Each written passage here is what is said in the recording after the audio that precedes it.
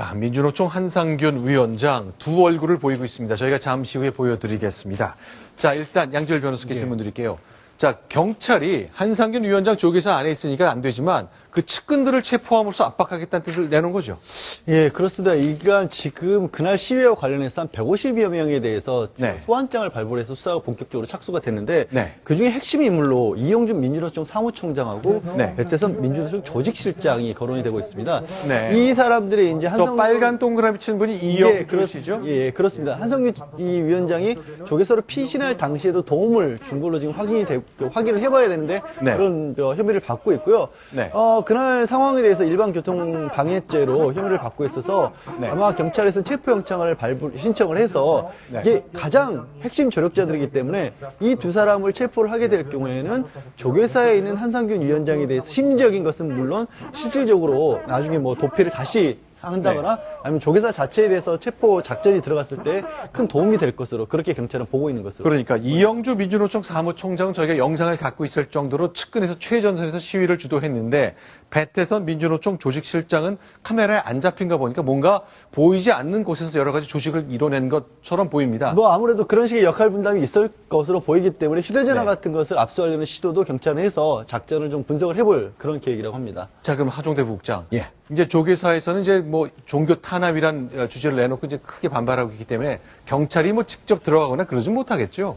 예, 경찰은 어제 사실은 박근혜 대통령이 이 민주노총을 중심으로 해가지고 14일에 있었던 도심 그런 폭력 사태를 가지고 특히 복면을 가지고 얘기를 했죠. IS하고 같이 비유를 하면서 그렇기 때문에 경찰이 뭔가 이 한상균 위원장을 좀 잡으려고 하는 그런 이제 제스처를 쓰기 위해서 그 측근들에 대해서 체포영장을 신청을 하려고 아직 신청을 하지 않았습니다. 지금 검토 중인데 설령 그게 법원에서 체포영장이 발부가 되더라도 바로 조계사로 들어가는 것 자체는 상당한 그런 부담이 있는 거거든요. 그래서 제가 보기에는 그 사람들이 나오면은 잡을 수는 있겠지만 그 체포영장을 집행하기 위해서 조계사로 들어가지는 않을 것으로 보입니다. 자, 일단 조계사에서는 오늘 긴급 호소문을 내놨는데요. 이제 한상균 위원장을 두고 독화살을 맞은 사람으로 생각을 한 것 같습니다. 가장 시급한 거는 일단 화살을 뽑고 치유하는 것이지 쏜 사람이 누군지 이런 거 따지는 게 아니다라는 의견을 냈네요. 오늘 이남희 차장 나오셨는데 인사 제가 못 드렸습니다. 예, 오늘 조계사에서 낸 긴급 호소문을 또 하나 더 소개를 해드리겠습니다. 이것은 이제 한상균 위원장을 보호하는 쪽에 대해서 비판하는 쪽에 대해 얘기를 한 거고요. 민주노총 측에서도 이렇게 얘기를 했습니다. 한상균 위원장을 품고 있는 것은 어떤 종교의 자비심 때문이지 민주노총 주장에 동조한 건 결코 아니다. 이렇게 양쪽에 대해 다 반박을 하면서 입장을 내놨습니다. 자, 그러면요. 일단 중재를 한다, 대화를 시작한다 이거는 이제 공권력과 한상균 위원장, 법원이 영장을 발부한 위원장 사이에 중간에 중재를 해서 절충안을 만들어내기 위한 것일 수 있는 겁니까? 이런 게 절충이 되나요? 어떤지 모르겠네요.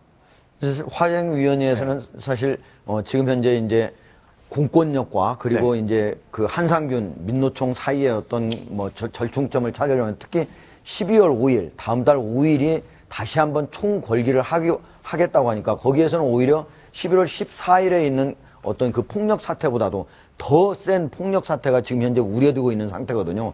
인터넷 같은 데 보면은 그날 전체적으로 모두 모여서 복면 이 금지 이런 얘기 나오니까 우리 시위하는 전원이 다 복면을 하고 나가자 뭐 이런 얘기가 나올 정도니까 지금 현재 조계종에서는 어떻게든 이거를 좀 상호 절충점을 찾아가지고 중재를 해서 좀 이걸 누그러뜨렸으면 어떨까 이런 생각을 하고 있는 것 같은데 실제로 중재가 잘 이루어질지 이거는 여전히 미지수입니다. 자, 그럼 오늘 이제 4대 종단, 기독교, 가톨릭, 불교, 원불교 4대 종단에서요. 며칠 전 조계사는 치유법권이 아니다 이렇게 얘기했던 김진태 새누리당 의원을 향해서 성명을 내놨습니다. 그 영상 같이 확인하겠습니다. 새누리당 김진태 의원이 발언한 것은 국회의원으로서 기본적인 의무를 망각한 매우 부적절한 행위이며 종교의 자율성을 심각하게 침해한 것으로 간주한다. 과거 군사 독재 정권과 민주화 운동 당시 국민들이 마지막으로 의지할 수 있는 것이 바로 종교시설이었으며 따라서 종교의 자율성은 그 어떤 상황에서도 지켜져야 한다.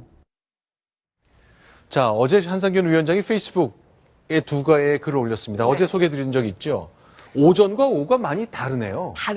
다른 이유가 있습니다. 바로 네. 조계종 화쟁위원회에서 중재에 나섰기 때문인데요. 오전만 해도 국가가 국민을 죽이고 있다. 우리가 권력을 찾자면서 뭔가 다시 강한 시위를 진두지휘할 것처럼 보였지만 화쟁위원회에서 이렇게 얘기를 했죠. 도법스님이 뭔가 평화적인 시위를 하고 경찰도 뭔가 과잉 진압하지 않도록 우리가 좀 중재해보자. 이런 화쟁위원회의 제안에 발맞춰서 평화 시위를 약속했으니까 대신 물대포와 차벽도 경찰 측에서 좀 치워달라라고 호소를 한 겁니다. 한상균 그 위원장의 네. 평화 시위를 약속했다 대신 물대포와 차벽을 치우라 했다 이 말은요. 네. 서로 맞지 않는 게 왜냐하면 평화 시위를 한다고 하는 건 허가된 집회 구역 안에서 네. 시위 구역 안에서 해야 되는 거거든요. 네. 근데 물대포하고 차벽은 어디에 있느냐?